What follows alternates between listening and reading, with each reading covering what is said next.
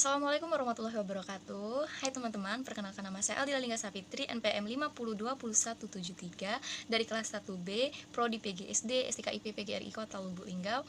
Baiklah, di sini saya akan menyelesaikan tugas dari dosen mata kuliah pengantar komunikasi. Dosen pengampu saya adalah Bapak Dedi Ferdiansyah, Magister Pendidikan. Baiklah, di sini saya akan menjelaskan sedikit tentang komunikasi verbal dan komunikasi nonverbal. Baiklah, di sini saya akan menjelaskan tentang komunikasi verbal.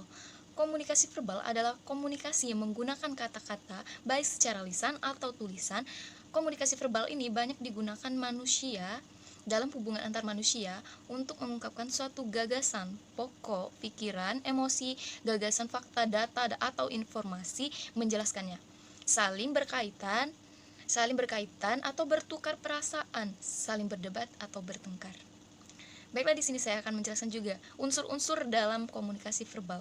Yang pertama adalah kata, yang dimana kata merupakan lambang yang terkecil dalam bahasa yang mewakili suatu hal, baik itu barang, orang, atau dan sebagainya. Kedua adalah bahasa, yang dimana bahasa merupakan suatu sistem lambang yang memungkinkan orang lain untuk berbagi makna. Terus terdapat jenis komunikasi, berbicara dan menulis. Berbicara adalah komunikasi verbal vokal, sedangkan menulis adalah komunikasi non vokal. Yang kedua adalah mendengarkan dan membaca. Mendengarkan adalah mengambil makna dari yang sedang kita dengarkan, dan membaca adalah sesuatu cara untuk mendapatkan informasi dari apa yang kita tulis. Komunikasi nonverbal, yang dimana komunikasi nonverbal adalah merupakan semua isyarat yang bukan kata-kata. Komunikasi nonverbal ini lebih spontan dalam mengungkapinya, atau bisa dikatakan lebih jujur, karena komunikasi nonverbal ini lebih banyak dipakai karena bersifat tetap dan selalu ada. Baik, tadi saya sudah jelaskan pengertian dari komunikasi nonverbal. The next, saya akan memberitahu apakah jenis-jenis yang terdapat dalam komunikasi nonverbal. Yang pertama adalah sentuhan, yang kedua adalah komunikasi objek, yang keempat adalah gerak tubuh, yang kelima adalah prosemik, yang keenam adalah lingkungan, dan yang ketujuh adalah vokalik. Terdapat fungsi komunikasi nonverbal. Yang pertama adalah komunikatif, yang dimana perilaku yang disengaja atau tidak untuk mengkomunikasikan suatu sehingga peran yang ada bisa diterima secara sadar atau secara dengan baik. Yang kedua adalah kesamaan perilaku adalah antara satu orang dengan orang lain. Yang ketiga adalah artifikatual, yang dimana dalam bentuk artefak, misalnya barang-barang seperti jam dan sebagainya. Yang keempat adalah kontekstual, membantu menentukan makna dari setiap perilaku nonverbal.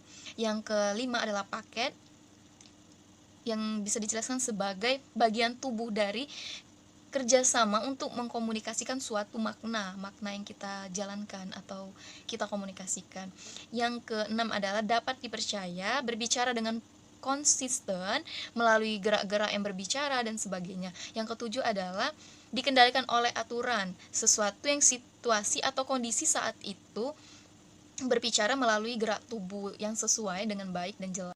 Karakteristik dalam kita berkomunikasi. Yang pertama adalah jelas dan ringkas, tidak bertele-tele. Yang kedua, pembendaharaan kata. Yang ketiga adalah arti dari konotif dan dinonatif. Yang keempat adalah intonasi. Yang kelima adalah kecepatan saat kita berbicara. Yang keenam adanya humor atau hiburan. Mungkin tadi sudah saya jelaskan apa pengertian, tujuan, macam-macam jenis yang terdapat di dalam komunikasi verbal dan nonverbal. Di sini saya akan mengambil kesimpulan atau intisari dari penjelasan yang saya paparkan tadi.